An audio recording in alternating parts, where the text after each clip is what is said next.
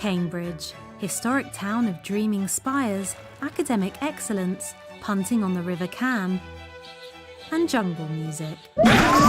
Always carry a sound system, because you never know when you're going to need to DJ.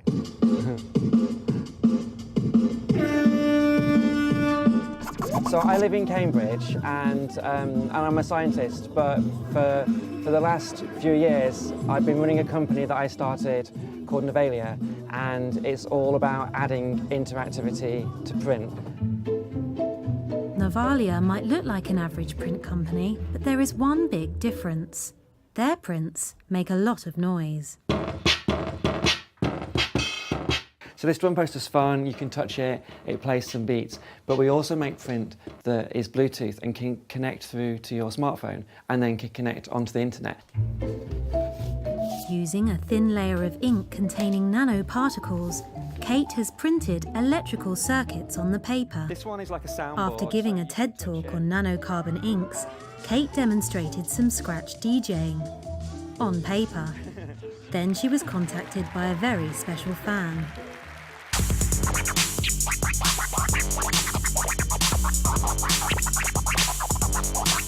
A year later, I got a message from probably the best scratch DJ in the world, DJ Qbert, to say, hey, seen your talk at TED. I'm bringing out my first album in 15 years, and I'd love you to make the album cover. And we want working DJ decks in the album cover. And we've partnered with the DJ app company, and it's probably been the hardest thing we've ever done. Kate's nanocarbon inks have converted Qbert's humble album sleeve into an interactive electronic conductor. Via Bluetooth, the mixer on the sleeve controls the DJ app on the phone. When someone touches them, it's almost like they lose where they are and they get a massive smile on their face, just like they're a child. And actually, they're learning about technology without even knowing they're learning about technology. And I get massively inspired and rewarded by seeing that. But nanocarbon inks have become more amazing since the discovery of the world's latest wonder material, graphene. Graphene is just one single carbon atom deep. Stronger than steel and transparent, a piece the size of a football pitch would weigh less than a gram. Well, graphene is special because it has a lot of superlative properties which are much better than any other material, like strength and conductivity and flexibility and transparency and all that. But the most important thing is that it's all of these things in one material rather than a different material for each.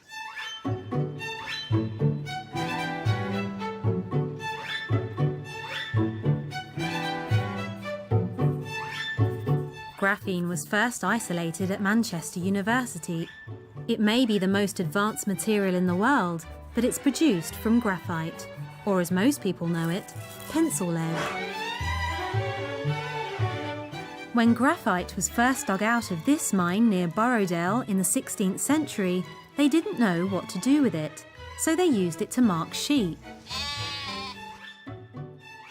Now, Manchester University researchers, chemist Sarah Vernon and physicist Nick Clark use graphite to produce graphene. The normal sort of graphite that you dig out of a mine would look something like this. It's kind of rocky looking. But if you get really lucky and find a nice pure piece, it will have this shine to it. Now this is nearly all carbon arranged in these two-dimensional layers held together by weak forces, which means that when you write it on paper, you can actually shear off some of the carbon layers.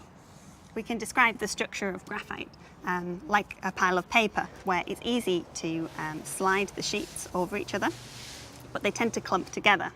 But if I use a piece of sticky tape, then I'm able to pick up just one sheet. And we can play the same trick with graphite. If I take a flake here and stick it down onto sellotape, I can then peel the rest of the flake away, leaving a thin layer of graphite behind. So this will still be quite a thick piece of graphite, but obviously if I peel it, it will become twice as thin. Split it again to make it 4 times as thin, and then 8 times as thin, and I can keep going. And that's the key. If we do this enough times, we get down to a single layer of graphite, and that's graphene. At Manchester, Nick and Sarah are part of a multidisciplinary team that are working hard to get graphene out into the marketplace. We have people from physics, chemistry, material science, engineering, maths, biology. So basically pretty much every discipline, even the business school is involved in doing studies on graphene at the moment. For all its amazing qualities, graphene isn't substantial enough to be used on its own. The Manchester team are working out ways to layer graphene into other materials to change their properties. In terms of these layered materials, I think it's a very unique situation where you're actually making structures which nature doesn't make. If the team can scale up the process of graphene layering, the possibilities are endless. Flexible screens, improved solar cells, DNA sequencing, and even faster electronics. Keep a smile on your face.